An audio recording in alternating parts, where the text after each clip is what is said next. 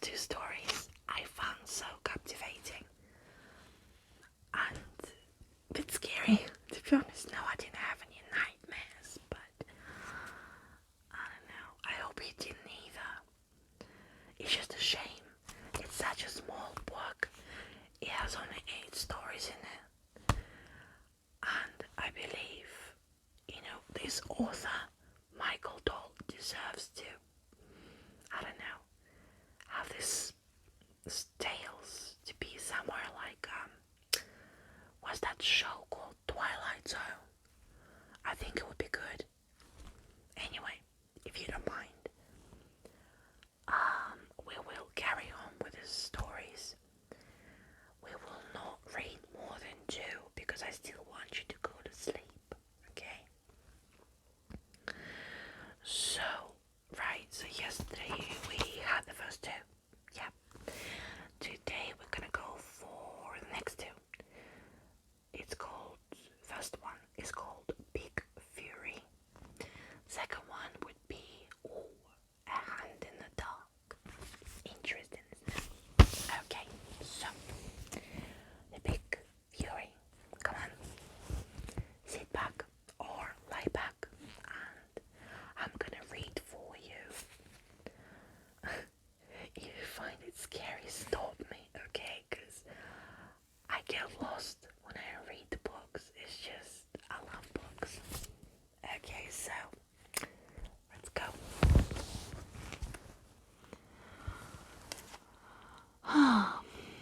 Okay, so I believe this one is about a girl. Her name is Min. So, Min ran downstairs and grabbed me a jar of peaches, said her mum, who was laying plates and silverware on a table for dinner.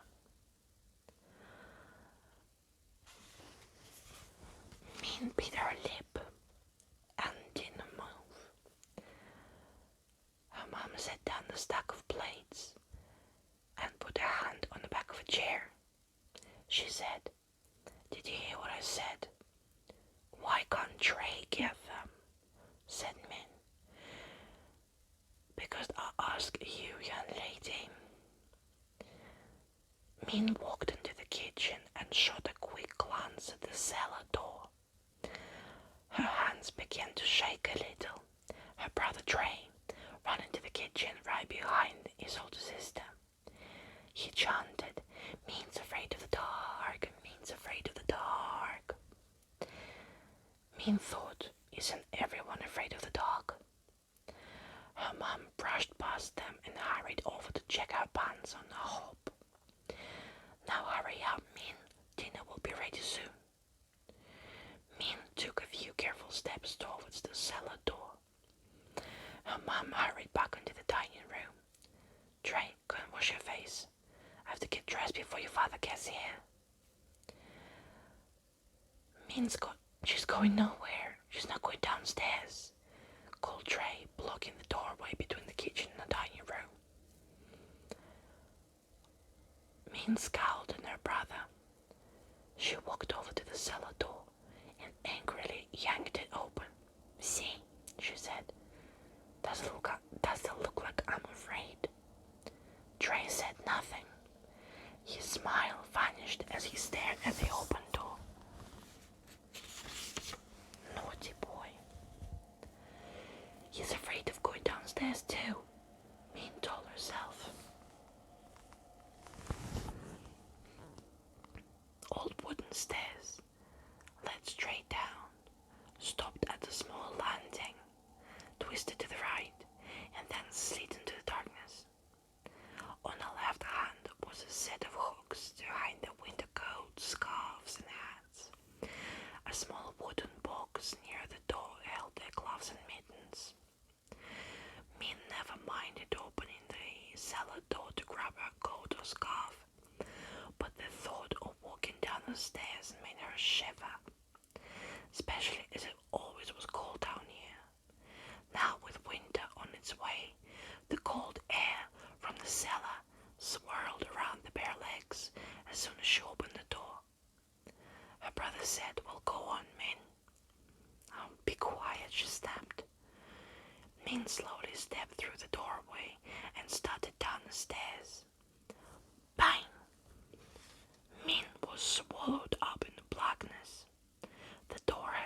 was shut. She felt for the door handle and pushed it. It wouldn't budge. She could hear her brother giggling on the other side. "Open the door, Trey," she called. Trey giggled again. "I have to go wash my face." Min could hear only his steps racing away, growing softer. "Trey!" she yelled again. Min pounded on the door. Her mom was getting dressed, and her father wasn't even home.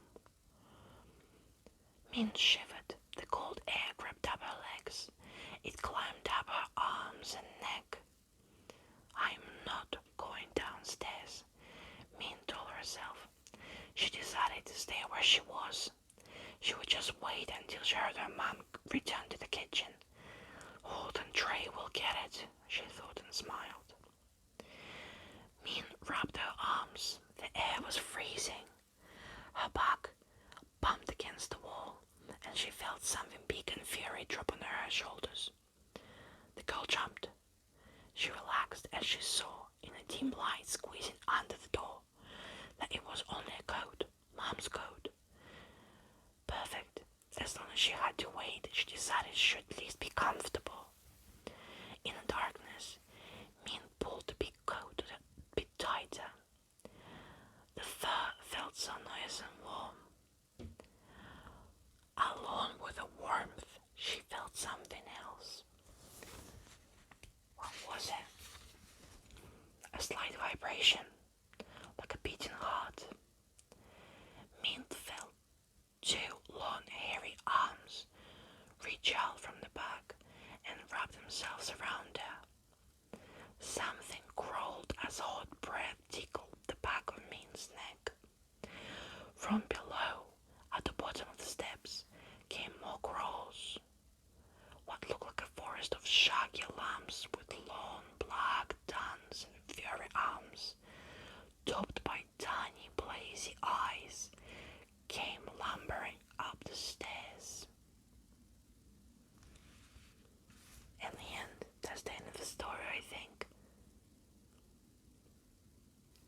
I think they got her. Do you think? Poor girl. Right, the next one. Yeah.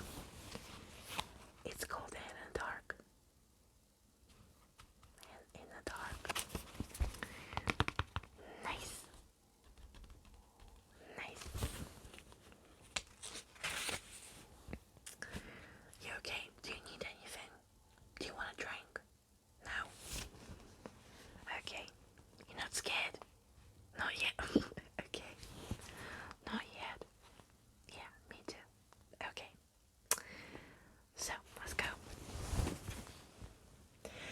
Jasmine ran down the blue, glowing corridor, her ticket stub in one hand and a bucket of popcorn in the other. The ticket manager, a young guy with a smirk, he told Jasmine that her boyfriend was waiting for her. Boyfriend? Angus was just a good friend, a partner in crime. It had been Angus's idea to go to see the silly monster movie instead of working on their world history project that Saturday morning. As she ran down the dim corridor, she passed a poster for the movie they were planning to see.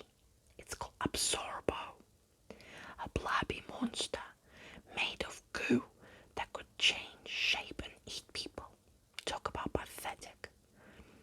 Jasmine spotted Angus leaning against the wall outside the cinema. He was chewing on a licorice stick. "Sorry I'm late," said Jasmine. Angus shrugged, as if to say, "No big deal." He gestured towards the door, and they both made their way into the dark cinema. No one else was here.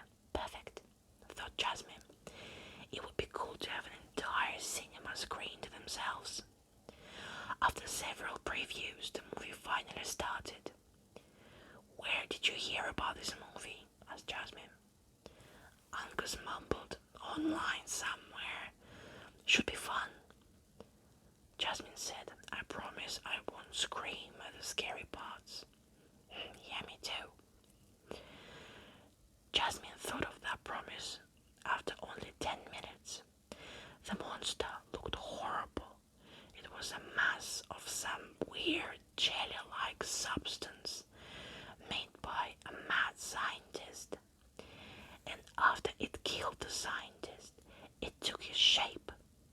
Then it started attacking people who worked with him.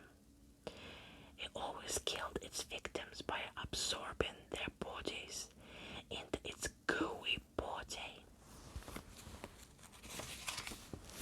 Disgusting. When the monster lunged towards its next victim, Jasmine let out a scream. She hadn't meant to.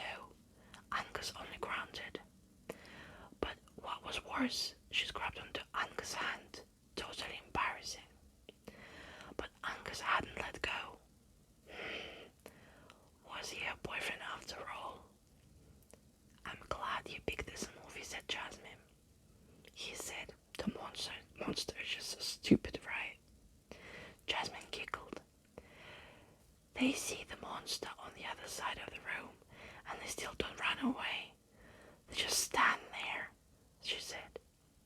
Another boy walked into the cinema, holding a bucket of popcorn. So we won't have the whole screen to ourselves. Oh well, thought Jasmine. Oh, you have already got the popcorn, said the new boy. Jasmine looked at him, standing in the shadows. Was he talking to them? How rude. As he stepped towards the light from the screen, Jasmine could see his face. It was Angus. Jasmine, said the new arrival, I'm sorry I'm so late, but the boy froze. He wasn't looking at Jasmine. He was looking past her. His face grew pale, and he dropped his bucket of popcorn, kernels fading all over his jeans and shoes. What? Asked Jasmine. Angus was still holding her hand, but his hand had suddenly turned cold and wet. She was afraid to turn and look at Angus, the one sitting next to her. She was afraid of what she might see. Jasmine! Screamed the standing boy. The girl felt the hand she was holding on. No, the girl felt the hand she was holding on to grow wider, fatter, gooier. It seemed to slide up her arm and begin absorbing